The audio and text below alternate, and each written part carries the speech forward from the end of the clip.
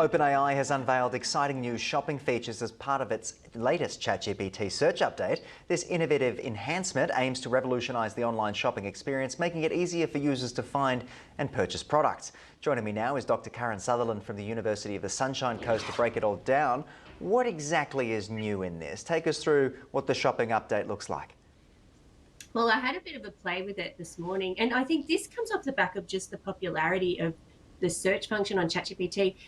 They're experiencing about 400 million weekly search prompts, 400, 400 million weekly searches on the platform. And so I think they're really trying to surpass Google in a particular way, so to sort of get rid of all the ads associated with that. So what you do is if you need to tell it you're looking for products. So it's all about the prompts as per usual. So you need to go in and ask it for specific recommendations on, it could be a restaurant, it could be a product or a service. I had a play this morning because now it's got this memory feature. I went in and said, based on what you know about me, what are some products that you could recommend based on your memory of me? And it came back with some meditation apps and some sort of working from home tools and a range of things that it thinks that I might like. So yeah, it's quite interesting. I think it's another way to find products, and it actually searches websites like Amazon and Etsy and all of those shopping sites in when it brings you back the recommendations. It makes sense. This just makes sense to me, especially as you say, the more you use these programs, they get to know you and use you, I guess, but also you're able to find exactly what you need, and it's able to give you those personalized experiences. Let's talk a little bit about how OpenAI will actually make money from these product links. How's it going to work? Well, that's a very good question, because I think at this stage you can't purchase anything through ChatGPT. It just takes you there. So I think it's going to be interesting to see. They don't have an advertising model yet, but it'll be interesting to see if eventually they do have one. I know Perplexity is a similar thing, and they are doing ads now for the free version. So it makes me wonder if this is just looking at how popular this function will be, and then maybe they will go there in the future to raise some extra revenue.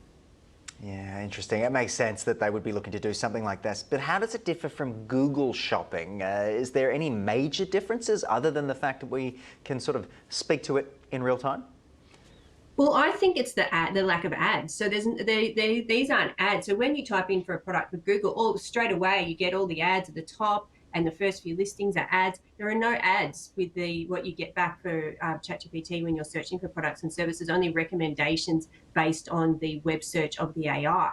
So, and if you're very specific around what you're looking for and the features, it will go off and find those for you rather than serving you what advertisers have paid for. Yeah, and that's something that I really like to see as well. Nobody wakes up and says, I would like more ads. But is this part of a wider push into search for OpenAI? A lot of people do use ChatGPT for their search functions, for their research and things like that, but are we going to see a sweeping change? Look, I think it's just changing the way that we search. And I mean, you can see Google has tried to do that too, now doing the AI generated summaries of search as well when you're using that on the platform. So everyone's trying to sort of integrate AI more around to make it user-centric. But I think it's the ads. I think people are maybe sick of using ads, so they're happier using a tool where you're not served with ads, where you can actually find products and not have to battle your way through to actually find something decent.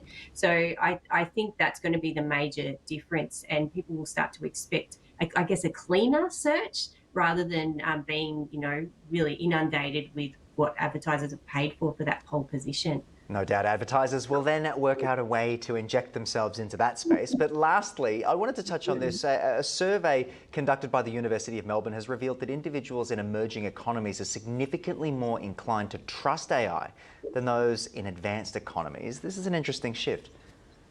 Super interesting. This was a massive study too. Like, as a researcher, I'm really impressed. It was 48,000 people they surveyed across 47 countries. And so the data was collected between November and January this year. And yes, it was with KPMG. And yeah, that's right. So they found that actual AI adoption is increased significantly. So they're saying that nearly 2/3 of people they surveyed are using AI regularly.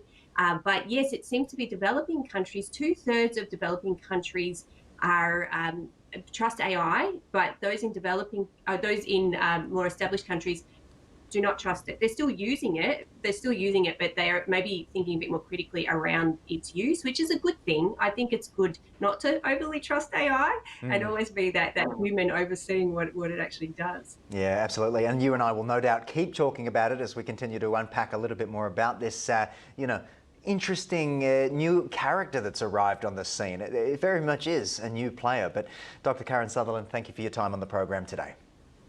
Thank you.